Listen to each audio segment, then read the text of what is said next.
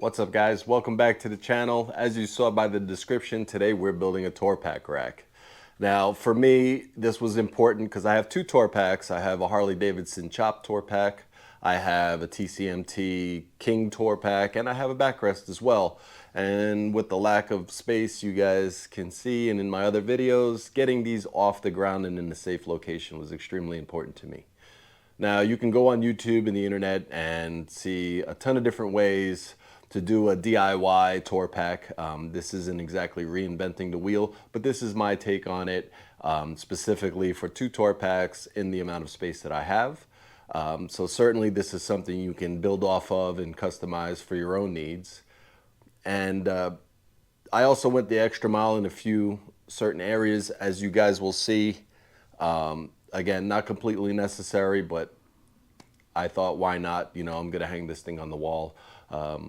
Might as well make it pretty, right? So real quick, we're gonna talk about the main supplies that I used in this, and then I'll leave a list in the description below for those of you who kind of want to follow it to the T and, you know, see how many parts of whatever that I did. So first things first, I bought two 2x3s. These are about 6 feet long each.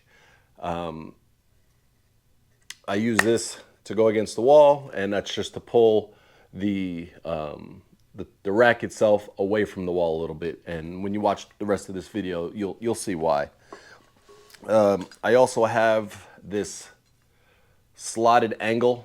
I bought 4 of these. These are 1.25 inches, 36 inches each.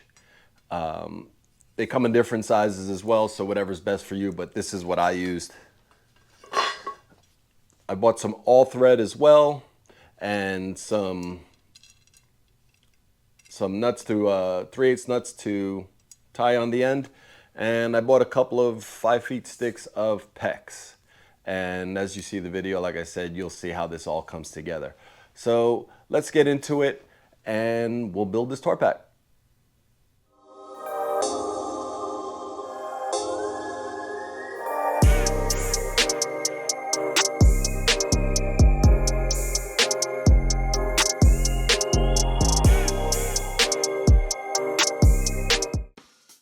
Okay, so step 1 is to find the studs in your wall if you're mounting your tour pack rack to a non-concrete wall. Here you can see me using a stud finder and marking the studs at all 3 levels. Now it was time to cut the wood down to the measurements that I took. Because I was using 2 36-inch slotted angle pieces on each side, I cut the wood down to roughly 72 inches. I hadn't planned on using the wood originally, but after test fitting the slotted angle to the wall, I noticed the bottom of the tour pack racks rubbed against the sheetrock.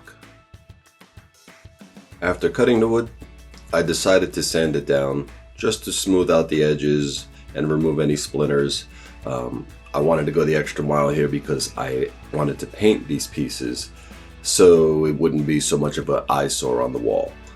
This isn't totally necessary. You can certainly skip this step if you want.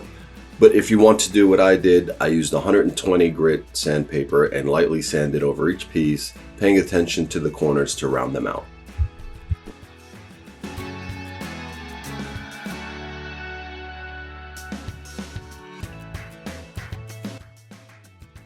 Once I was finished sanding, I used some odorless mineral spirits, say that 3 times fast, to remove any excess sawdust and dirt and prepare the wood for paint.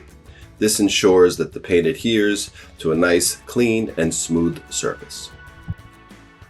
Having to let the wood dry from the mineral spirits I applied, I focused my attention on the slotted angle tracks. I wanted to paint these so they looked a little nicer on the wall. This isn't something that's necessary, but for me, I wanted it to be as less an eyesore as possible. So what I did was I took an extra piece of angled track, suspended the 4 that I was going to use using a piece of wire, and started applying spray paint.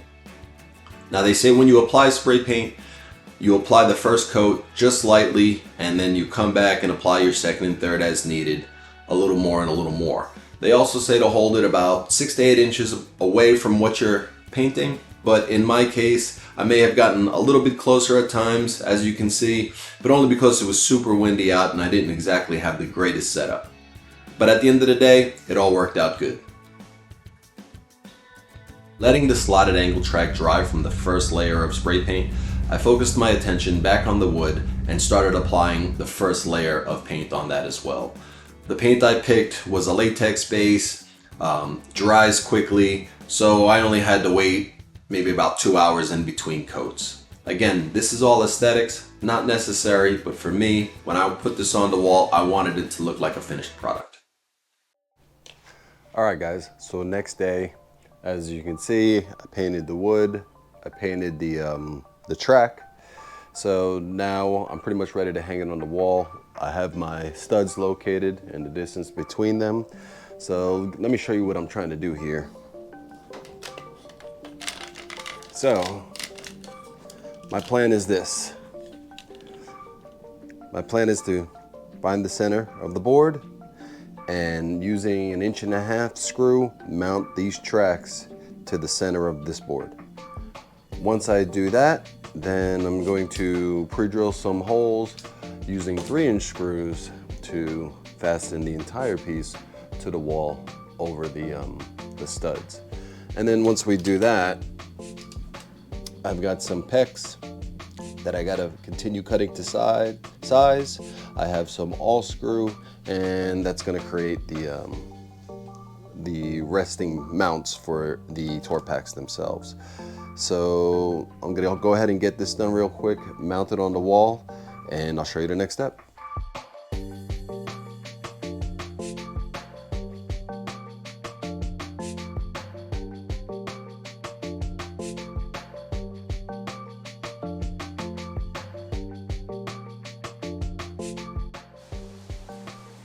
Got the track fastened to the wood, pre-drilled some holes for these 3" screws with a 1/4" washer. I'm just gonna center it on where I found the stud and use a couple of these to mount it to the wall, and then we'll be ready to start doing the track.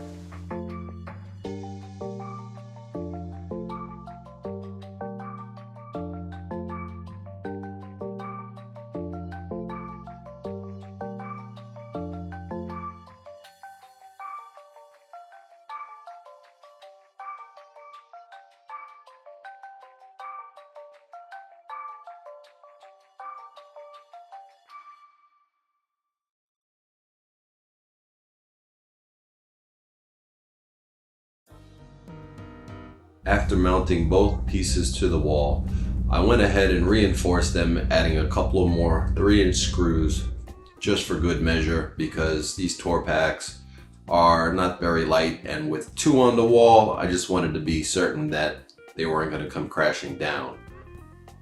Another thing to note is the fact that I used pecs, and I did that because I didn't want the all thread to scratch up the tour packs themselves.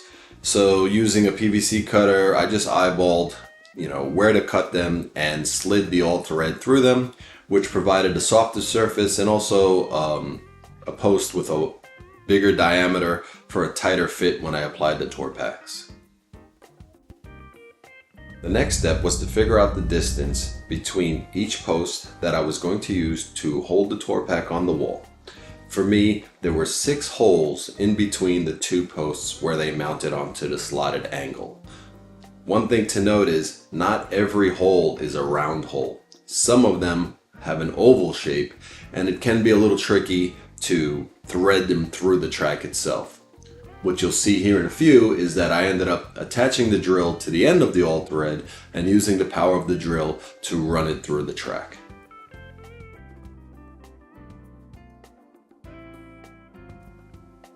After test fitting the tour packs on each mount, I used some 3/8 nuts on each side of the mounts to secure them to the track. Once that was done, I focused my attention on creating an extra mount for the backrest itself. Now, the one difference between the mounts for the tour pack and the mounts for the backrest was that the backrest has a space of 7 holes between, compared to the 6 holes between for the tour pack mounts. And that's just because the backrest mounts to the shocks and then to the quick release as opposed to the tour packs. But then again, if you're watching this, you already know.